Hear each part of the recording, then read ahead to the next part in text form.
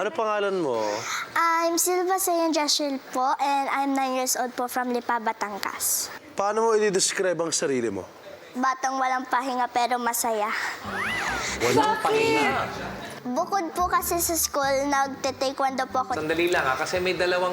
Oo nga. Yes? How may we Namamasyal help kayo? you? May tour po kami. May tour kayo? Hindi kasi Okay. si Sayen po ay papakita sa inyo kung paano ang self-defense.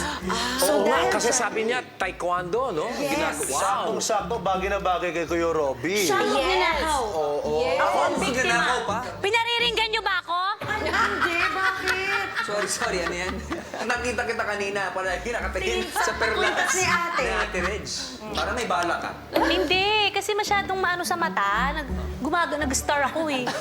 Sumisilaw. Oh, nakakasilaw. So, ang Nakakasilaw. mangyayari, Ikaw yung magnanakaw, tapos isa-save ako ni Sayen. Sayen.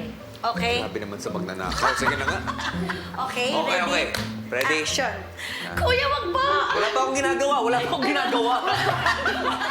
ba na-excite ako? Ginagawa. So, na-excite ako. Okay, game. Hindi naman ako si Marvin, ba't Uy, excited? ano ka ba? Ang ganon. Okay, okay. Okay, masama ah. 3, 2. Miss Hold Up to.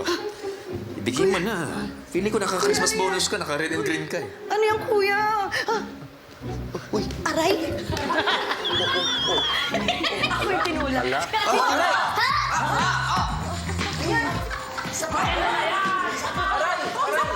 JK na! Hindi mo sanay ka dito!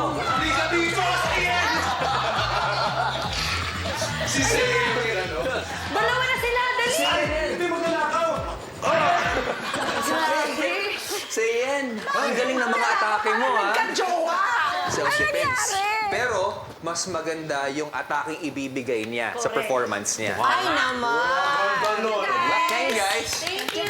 Thank you. Kuya, kuya. Kuya, ba po?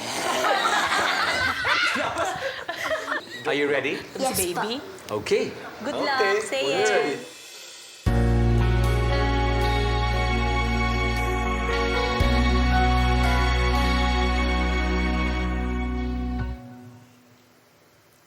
Two old sweethearts who fell apart somewhere long ago. How are they to know? Someday they meet again, and I've a need for more than reminiscing. She's smiling like she used to smile way back then. She's feeling like she used to feel way back when they tried, but something kept them waiting for this magic moment.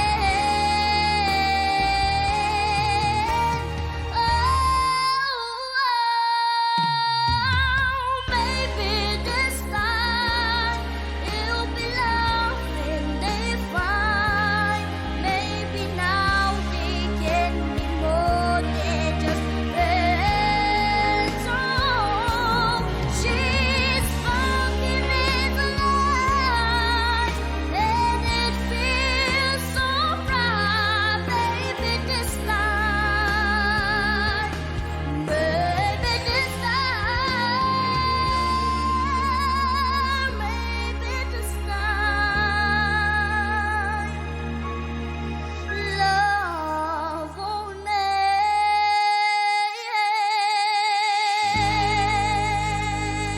Thank you po.